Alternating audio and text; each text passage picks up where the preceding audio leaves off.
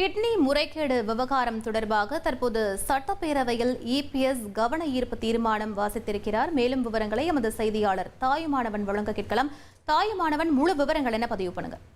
நாமக்கல் மாவட்டம் பள்ளிப்பாளையத்துல விசைத்தறி தொழிலாளர்களை குறிவைத்து நடைபெற்ற அந்த கிட்னி திருட்டு விவகாரம் தொடர்பாக இன்றைய தினம் அதிமுக எம்எல்ஏக்கள் சட்டப்பேரவையில பல்வேறு கேள்விகளை எழுப்புவதற்காக இன்று காலையில வருகை தந்திருந்தார்கள்.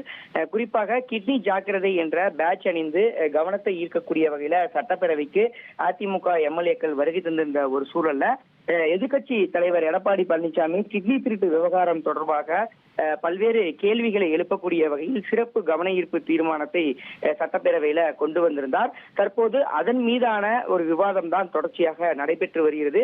நாமக்கல் மாவட்டம் பள்ளிப்பாளையம் மற்றும் அதை சுற்றி இருக்கக்கூடிய பகுதிகளில் விசைத்தறி தொழிலாளர்கள் கடந்த 2 ஆண்டுகளாக பல்வேறு காரணங்களால வேலைவாய்ப்பின்றி இருக்கக்கூடிய ஒரு சூழல்ல விசைத்தறி தொழிலாளர்களுடைய வறுமையை பயன்படுத்தி போலி ஆவணங்கள் மூலம் சிறுநீரக முறைகேட்டில் ஈடுபட்டிருப்பதாக எதிர்கட்சி தலைவர் எடப்பாடி பழனிசாமி குற்றச்சாட்டை முன்வைத்திருக்கிறார். அது மட்டுமல்லாம அரசு அமைத்திருக்கக்கூடிய குழு பெரம்பலூர் மாவட்டத்திலும் ஈரோடு மாவட்டத்திலும் தனியார் மருத்துவமனையிலும் அந்த கிட்னி முறைகேடு நடைபெற்றிருப்பதை உறுதி செய்திருப்பதாகவும் எடப்பாடி பழனிசாமி குறிப்பிட்டிருக்கிறார்.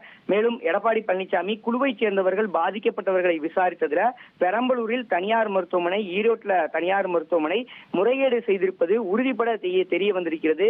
ஆனால் சம்பந்தப்பட்ட தனியார் மருத்துவமனையில் மீது பெரிய அளவுல எந்த விதமான நடவடிக்கையும் எடுக்கவில்லை என்பதையும் அவர் சுட்டிக்காட்டியிருக்கிறார். குறிப்பாக கிட்னி முறைகேடு விவகாரத்தை சென்னை உயர்நீதிமன்ற மதுரை கிளையுடைய உத்தரவை எதிர்த்து அரசு உச்சநீதிமன்றத்தில் முறையீடு செய்திருப்பதை சுட்டிக்காட்டியிருக்கக்கூடிய எடப்பாடி பழனிசாமி தொடர்ந்து அரசும் அந்த கிட்னி முறைகேடு விவகாரத்துல தொடர்ந்து அவர்களுக்கு ஆதரவாக செயல்படுகிறதோ என்ற ஒரு கேள்வி எழுவதாக அவர் குற்றச்சாட்டை முன்வைத்திருக்கிறார். கிட்னி முறைகேடு விவகாரத்துல மருத்துவர்கள் மீதும் மருத்துவமனை நிர்வாகத்தின் மீதும் அதிகாரிகள் மீதும் எந்தவித நடவடிக்கையும் எடுக்கவில்லை.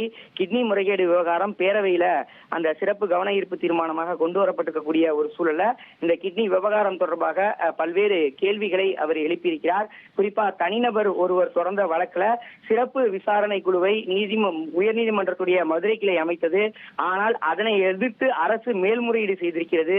அது தற்போது தள்ளுபடி செய்யப்பட்டிருக்கிறது. விவரங்களுக்கு நன்றி தாயுமானவன்.